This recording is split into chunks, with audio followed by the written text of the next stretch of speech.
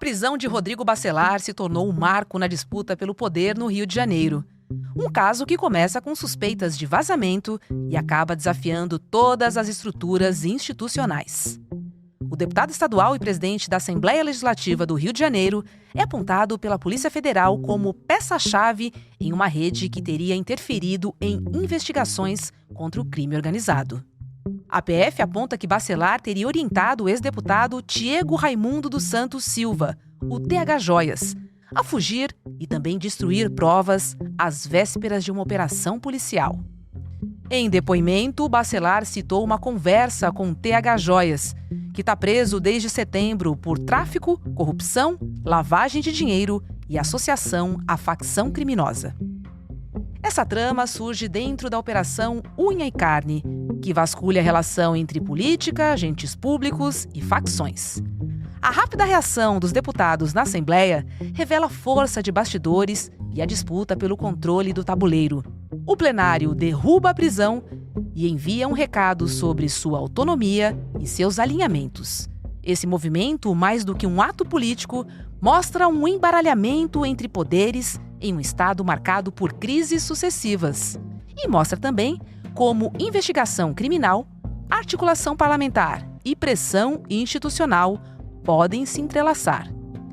Quinta-feira, 11 de dezembro de 2025.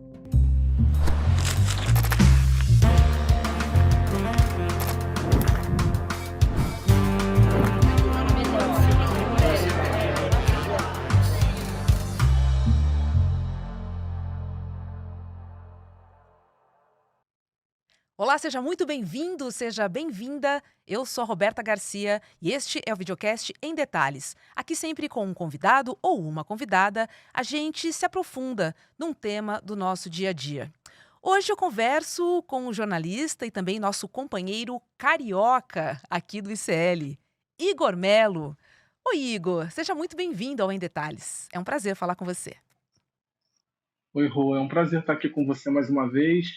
Sempre para falar desses rolos de Rio de Janeiro e desse universo aqui, mas vamos tentar explicar mais um para o nosso público. E nada melhor do que conversar com um carioca que conhece as entrelinhas do poder político aí do Rio de Janeiro, para estarmos todos na mesma página. Quem é Rodrigo Bacelar? Qual é o histórico do atual presidente da Alerj, hein, Igor? O Rodrigo Bacelar, Roberta, é um personagem que surge de maneira meteórica na política aqui do Rio a partir de 2018, depois que a gente teve a Lava Jato aqui do Rio, né, que devastou a política tradicional aqui do Rio e ganhou muito poder rapidamente a partir daí. Como eu falei, ele se elege deputado estadual pela primeira vez em 2018. Ele, antes disso, era um advogado sem muita expressão política, de uma família com algum poder de Campos dos Goytacazes, lá no norte fluminense, e ele se elege como um deputado do baixo clero, do centrão aqui da Assembleia Legislativa do Rio. Só que a trajetória dele começa a mudar quando ele se aproxima do então presidente da Alerj, o André Siciliano, que era do PT, que é do PT ainda, né? E é escolhido pelo Siciliano para ser o relator do processo de impeachment do Wilson Witzel na Alerj. Ele assume esse posto que era disputadíssimo, porque te dava um prestígio muito grande na época, né? O Witzel era extremamente impopular, e ao mesmo tempo que ele exerce esse papel de relator do impeachment do Witzel, ele se aproxima do Cláudio Castro, que era o vice do Witzel da época, e assumiria o governo, para negociar um espaço no governo do Castro. E a partir daí ele começa a se projetar como uma das figuras mais poderosas da política do Rio de Janeiro atualmente.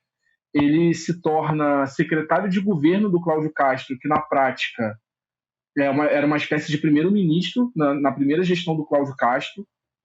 Ele também acaba sendo o grande articulador e idealizador do escândalo dos cargos secretos aqui no CEPERJ, na UERJ, né, que é esse processo que eu e o meu colega Rubem Berta revelamos em 2022 e que ameaça caçar o mandato dos dois no TSE, a gente tem falado disso na programação.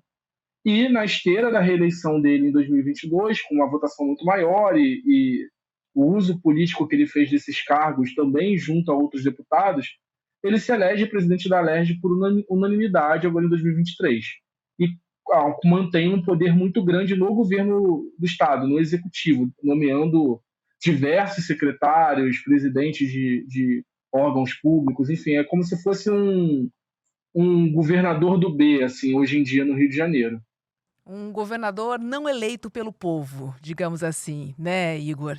Agora vamos ao caso, né? Porque, segundo a investigação da Polícia Federal, o Bacelar teria vazado informações da Operação Zargum. Teria vazado informações ao então deputado TH Joias, inclusive com algumas orientações, né, para ele destruir provas. Eu te pergunto, quais são os principais indícios que fundamentam a prisão? E qual é o nível de certeza da PF hoje? Olha, Roberta, assim, a gente não teve acesso ainda a tudo que a Polícia Federal descobriu nessa operação, nessa apuração, né, sobre a obstrução da Operação Zargum, mas desde a época que aconteceu isso tudo, foi em setembro desse ano, já havia uma desconfiança muito forte de que o TH Joias tinha recebido informações sobre a operação que ele foi alvo. Tanto é que ele deixou a casa dele, esvaziou a casa dele, né, fez quase uma mudança, enfim, destruiu provas, por exemplo, o celular que ele utilizava, ele deletou tudo e pegou um novo, enfim, a polícia já tinha essa ideia desde então. E o que se descobriu posteriormente é que ele no dia anterior à operação, manteve um contato constante com o Rodrigo Bacelar, assim, que teria avisado a ele sobre a operação, dado orientações, como você falou, para destruição de provas. Inclusive, tem registros do TH Joias entrando em contato com o Bacelar em vários momentos daquele dia, para pedir orientação até sobre o desmanche da casa dele. Isso aqui eu levo, isso aqui eu não levo. O freezer tem uma imagem muito que já ficou famosa, né? Dele mostrando 2 freezers cheios de peças de picanha, que ali tinha, sei lá, não sei nem quantos R$ 1.000 em carne, ele falando, pô, vou deixar isso aqui tudo para trás, os caras vão roubar, né? Foi se referindo aos policiais federais. E o Bacelar fala para ele, deixa aí, doido. Então, assim, o que a Polícia Federal indica é que o tempo todo eles estavam em contato e atuando juntos ali para tentar blindar o TH Joias. E isso faz sentido, Roberta, porque o TH Joias, em curto espaço de tempo, se tornou um deputado muito influente aqui no Rio de Janeiro. Ele era muito próximo tanto do Bacelar quanto do Cláudio Castro. Tem inúmeras fotos deles juntos, inclusive tanto o TH Joias quanto o Cláudio Castro são flamenguistas. Os dois em várias oportunidades assistindo jogos do Flamengo juntos, que enfim, não são compromissos institucionais, né? É um tipo de situação que denota uma relação pessoal. Comparecia a uma série de solenidades junto do governador e do presidente da Alerj também, inclusive da segurança pública, né, o que é irônico, visto que o TH Joias é apontado como braço político e financeiro do Comando Vermelho. E então, assim, todo um cenário, embora a gente ainda não conheça todas as provas, mas é todo um cenário que indica mesmo uma proximidade muito grande entre essa cúpula do poder no Rio de Janeiro com um político, um ex-deputado, né, que, como eu falei, era braço político da principal facção de tráfico de drogas do Rio. Assim. Então, é mais uma situação que, se as investigações forem a fundo, a gente pode ver muita gente se enrolar na política do Rio. Assim. Não é a primeira nem a segunda vez que isso acontece, mas é mais uma oportunidade das autoridades fazerem esse trabalho de depuração. Aliás, que fase, né, vive o Rio de Janeiro. 5 ex-governadores presos e 5 ex-presidentes da Alerj também presos. Agora, Igor, juntamente com o Rodrigo Bacelar, foram apreendidos R$ 91 mil em espécie, ou seja, ele estava com esse dinheiro no carro, circulando pelo Rio de Janeiro. E juntamente com esse dinheiro, também foram apreendidos 3 celulares e alguns documentos. O que eu te pergunto é o seguinte: muita gente na Alerj não tem dormido desde o dia 3 de dezembro, né? Quando ele foi preso. Sem dúvida, Roberto. E assim, eu acho que esse episódio mostra bem a certeza de impunidade que o Rodrigo Bacelar tinha, né? Porque, só para explicar para o nosso público, havia um temor da Polícia Federal. O Bacelar é presidente da Alerj, ele tem um esquema de segurança forte, com policiais que são ali cedidos para a Alerj, enfim. Então havia um temor, inclusive, de que eventualmente essa equipe de segurança dele reagisse a uma abordagem se ele fosse preso no meio da rua, por exemplo, ou se, enfim, alguma situação desse tipo. Então, o que foi feito? O superintendente da Polícia Federal aqui do Rio convidou o Bacelar para algum tipo de reunião, de conversa, enfim, não temos esse detalhe ao certo, mas fez um convite para que ele fosse até a superintendência. E lá, quando ele chegou, ele recebeu voz de prisão e foi informado do mandado, do STF e tudo mais. Agora você vê, né, um político que se sente confortável de entrar na sede da Superintendência da Polícia Federal no Rio de Janeiro com mais de R$90 mil no carro. Assim, é uma certeza completa de impunidade. E, para além, assim, isso não é uma coisa pontual. Eu até falei disso já aqui no ICL. O Bacelar é um desses exemplos de multiplicação dos pães, né, na política, se a gente pode brincar dessa forma. Quando ele se elege em 2018, ele não tinha nenhum bem, carro, casa, nada, mas ele declarou para o TSE que ele tinha R$85 mil em dinheiro vivo com ele, era todo o patrimônio que ele tinha. Então, assim, já desde aquela época, era uma pessoa que gostava de dinheiro vivo, é essa galera da escolinha Bolsonaro de patrimônio, né, assim, gente que não gosta muito do sistema bancário. E sobre isso que você falou dos telefones, assim, inclusive a informação que tem é que ele, como foi surpreendido, o telefone dele estava com tudo, assim, ele não deletou nada, né? E assim, o Rodrigo Bacelar é notoriamente um sujeito envolvido em, como é que eu posso dizer isso de uma forma educada?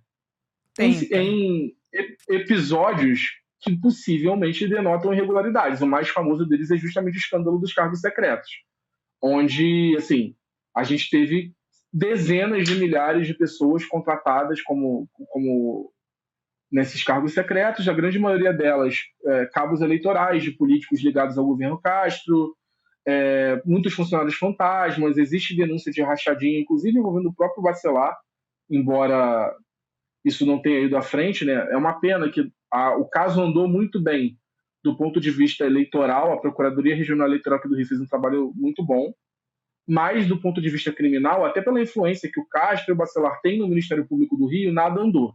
Então, esse tipo de denúncia não foi esclarecida, mas é isso, assim, ele é uma pessoa que se cacifou para ser presidente da LERJ justamente tendo no bolso dele esses milhares de cargos e distribuindo isso, assim, eu acho que isso a gente pode afirmar.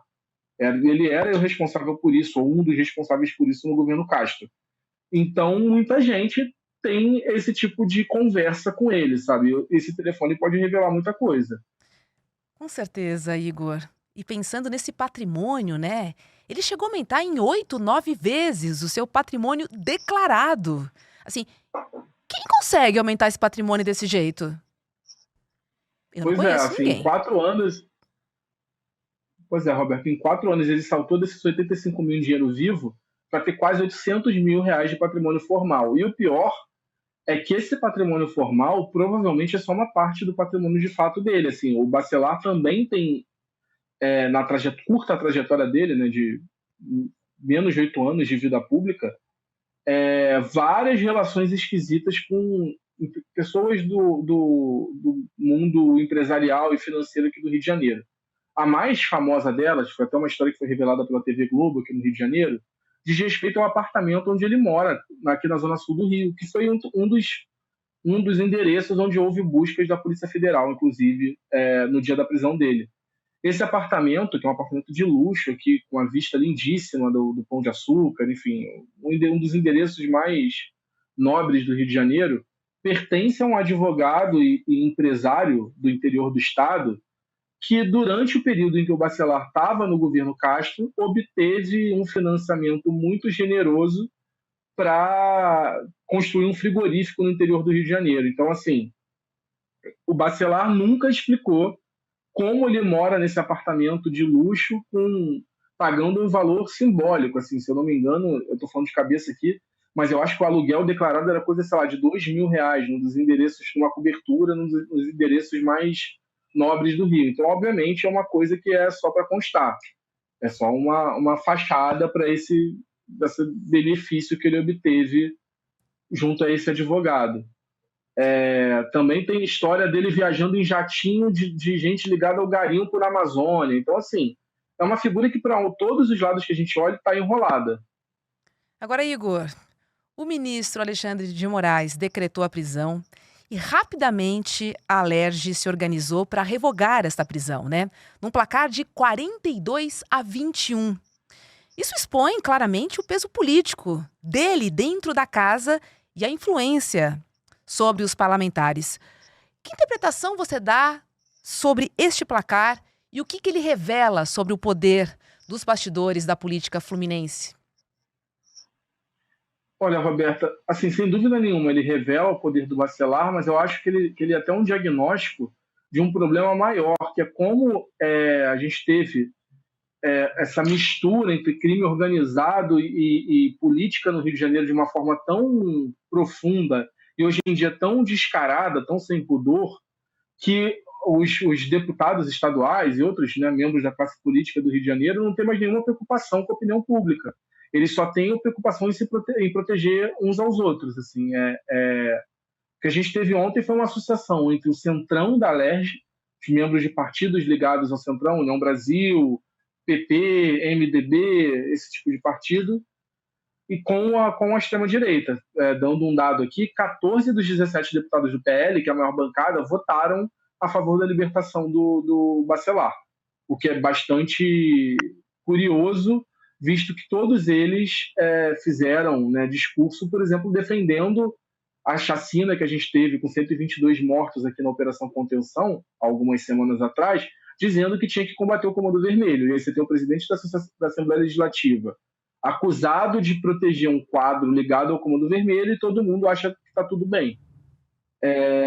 Eu queria lembrar que esse, inclusive, não é o primeiro episódio de impunidade ligado a deputados, sobre deputados supostamente ligados ao crime organizado nessa legislatura, de 2023 para cá. Justamente por articulação do Bacelar, a gente teve um episódio parecido envolvendo a deputada Lucinha, que é uma deputada aqui da Zona Oeste do Rio, uma das campeãs de votos aqui há muitas legislaturas, que foi pega pela Polícia Federal numa investigação muito profunda, que tem muita prova, atuando como braço político da maior milícia do Rio de Janeiro, ligado àquele milicianozinho, que, enfim, ganhou muita fama uns anos atrás aqui no Noticiário Nacional, né? Se entregou à Polícia Federal e tudo mais. Enfim, ela manobrava tanto na Prefeitura do Rio quanto no governo do Estado para atender os interesses da milícia, mantinha contatos constantes por mensagens, telefonemas, reuniões com pessoas de alto grau na hierarquia da milícia, e mesmo assim ela foi afastada pela justiça do mandato dela, não foi presa, mas foi afastada, e por articulação do Bacelar, ela retomou o mandato em fevereiro de 2024. Então, assim, e não por acaso, a Lucinha pagou, de certa forma, essa dívida, votando ontem para soltar o Bacelar. Esses são dois dos muitos episódios de suspeitas ou de provas até de relações de políticos importantes do Rio de Janeiro com o crime organizado, né? Ou com pessoas ligadas ao crime organizado. É uma situação de infiltração que parece muito difícil de regredir nesse momento. Igor, a sensação que a gente tem, acompanhando a política do Rio de Janeiro, é que a sensação de impunidade é muito presente na política. A gente ouve notícias, informações todos os dias da presença do crime organizado nessa política fluminense. E aí eu te pergunto, quais medidas judiciais seriam necessárias para que haja uma verdadeira limpeza na política fluminense, hein? Olha, Roberta, me parece que não se trata necessariamente de medidas judiciais, assim. As instituições precisam fazer o papel delas, assim. Não é coincidência que a gente citou aqui 3 parlamentares presos nessa legislatura na Alerj. Os 3 foram presos, ou melhor, 2 presos e uma afastada do cargo. Os 3 foram alvos de investigações da Polícia Federal e não das autoridades do Rio de Janeiro. Cadê o Ministério Público do Rio de Janeiro? Cadê a Polícia Civil do Rio de Janeiro? Essas instituições fingem que não veem o que está acontecendo no Estado. Essa que é a questão. Existe um véu de cinismo, de hipocrisia na política do Rio, que hoje em dia ele é sufocante. Assim, todo mundo finge que não sabe que quem está do lado é notoriamente envolvido com crime. Assim, isso é muito comum na política do Rio. Isso acontece na Alerj, mas acontece ainda mais em instâncias menores, nas câmaras de vereadores, onde esse tipo de liderança ligada ao crime chega com mais facilidade. Ontem a gente teve um discurso que eu achei curioso do deputado Renan Jordi, do PL, que é irmão do Carlos Jordi, aquele bolsonarista estriônico lá do Congresso, onde ele fala que como ele não circula no meio do Comando Vermelho, no meio do comando do crime organizado, ele não tinha como saber que o TH Joias era ligado ao crime. Ora, o TH Joias assumiu o mandato com uma condenação a quase 15 anos de prisão por ligação com o tráfico. Sim, os deputados do Rio de Janeiro não têm Google, eles não têm site do Tribunal de Justiça, e assim, chama muita atenção que nenhum deputado, inclusive os deputados de esquerda, eu acho que é bom mencionar, nenhum deputado pediu a cassação do TH Joias, por exemplo, sabendo desse histórico dele. Existe, por um lado, uma conivência, uma cumplicidade muito grande com essas figuras ligadas ao crime organizado, mas me parece haver medo também, porque as pessoas temem retaliações. A gente viu o caso da Marielle, por exemplo. Se uma vereadora pode ser morta daquela forma e na prática, pouco acontecer, porque a gente levou 6 anos para poder ter uma investigação de fato do que aconteceu, as pessoas sentem medo. Quem é honesto, quem tem interesse em fazer uma política mais íntegra, tem medo, muitas vezes, aqui no Rio de Janeiro. Mas, assim, o primeiro ponto, eu acho, é realmente assim, que as instituições que têm o dever legal de fazer isso, façam, de investigar, de revelar essas conexões. E o que a gente vê é o Ministério Público do Rio silente, tanto para a questão da ligação do crime organizado com a política, quanto para casos de corrupção, como a gente já falou aqui, no caso dos cargos secretos, que talvez seja o maior escândalo de corrupção da história do Rio de Janeiro, não teve nenhum desdobramento criminal até hoje. A Polícia Civil, que adora, né, bater no peito, o secretário lá, Felipe Cury, os outros delegados da cúpula da Polícia Civil, que adoram bater no peito para falar que estão matando bandido, quando são pessoas pretas da favela, supostamente ligadas ao crime, fazerem o trabalho que elas de fato deveriam fazer, que é investigar. E a gente sabe que o crime organizado não está só na favela, muito pelo contrário, ele está dentro da Assembleia, ele está nos endereços mais nobres do Rio. Então, assim, a gente tem um arranjo que funciona tudo um ciclo vicioso que funciona tudo para o pior e que se retroalimenta, porque esses delegados, essa cúpula da polícia que não investiga o que deveria investigar, mas que diz que está matando bandido, vai se eleger e vão ser os próximos que vão estar lá, né? Ou no Congresso ou na Assembleia Legislativa. Então, difícil ver solução assim dentro do Rio de Janeiro. Esse tipo de atuação da Polícia Federal talvez seja uma solução, assim, ter algum tipo de força-tarefa, uma coisa mais perene sobre essa relação de crime organizado e política no Rio, porque daqui eu acho que não vem solução. Que difícil, hein? Agora, vamos supor que as investigações vão avançar e elas comprovem o envolvimento de Bacelar com o crime organizado. Quais repercussões isso poderia ter sobre a governabilidade no Rio? Mais especificamente sobre o governador Cláudio Castro.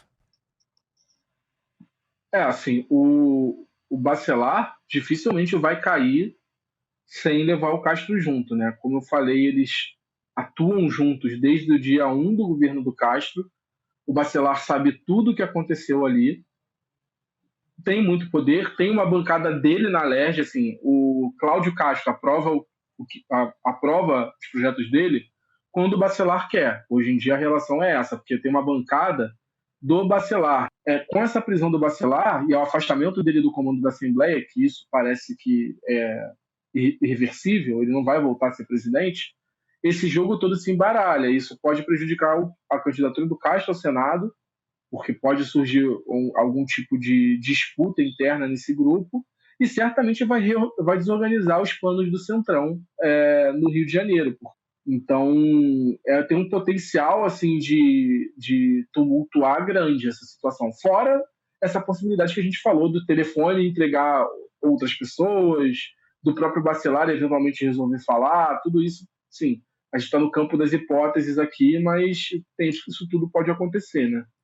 E o fato é que já tem gente E o fato é que já tem uma parcela importante da política fluminense dizendo que Cláudio Castro talvez nem termine o seu mandato. Bom, a ver, Igor Melo, a ver. Obrigada, viu, por estar conosco aqui no Em Detalhes. Um beijo para você. Obrigado, Roberta. Só para fechar, você falou isso do Castro não terminar o mandato. Um outro efeito que essa prisão pode ter é acelerar o julgamento no TSE, né? Que os dois são réus lá pelo escândalo dos cargos secretos. E, assim, certamente isso piora o ambiente político para que eles mantenham os mandatos deles. Então, isso pode ser um fator também, só para complementar. Mas queria agradecer aqui mais uma vez o convite. É sempre ótimo estar aqui no Em Detalhes. Eu estou às ordens aí para as próximas confusões do Rio de Janeiro. Cidade maravilhosa. Um beijo para você. Obrigada. Tchau, tchau, gente. Olha só, gente, o núcleo de pós-graduação do ICL está a todo vapor. Vem aí, em 2026, o curso Repensando o Brasil, Sociedade, História e Política. A primeira turma de pós do ICL foi um sucesso, tá? Mais de 5.000 alunos e milhares de pedidos para abrirmos essas novas vagas que vão acontecer em 2026, tá? Então, em 2026, a pós volta, mais forte, com novidades na grade e a chegada de um professor que a nossa comunidade adora.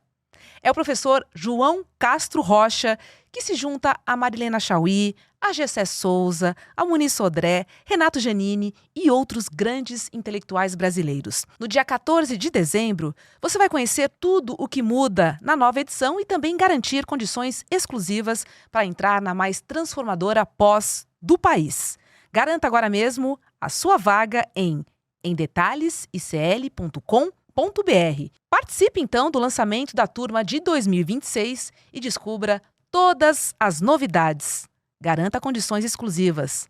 Não perca! Acesse emdetalhesicl.com.br. Vem aí mais uma pós-graduação revolucionária aqui do ICL.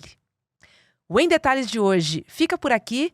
Para você que nos acompanha pelo YouTube, agora é hora de ICL, Mercado e Investimentos. E na sequência tem Rolê ICL. Eu te encontro às 5h30 da tarde no ICL Notícias, segunda edição. Até lá! O Brasil vive um momento decisivo e entender o que está em jogo exige mais do que manchete.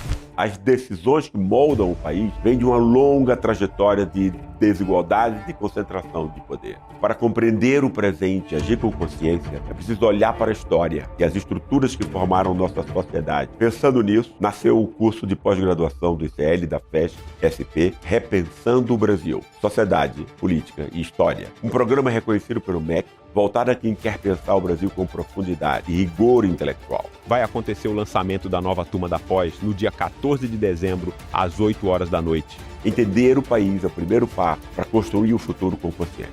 No ICL, o conhecimento transforma realidades. São mais de 300 cursos com alguns dos maiores nomes do Brasil, em economia, política, filosofia, história, finanças pessoais, autoconhecimento e muito mais. Aqui, cada aluno faz parte de um projeto único, 100% independente e financiado pelos próprios estudantes. É graças a quem se torna aluno que o ICL existe e o jornalismo livre chega até você. Se inscreva agora em icl.com.br e torne-se aluno. Estude, apoie e faça parte da revolução do conhecimento.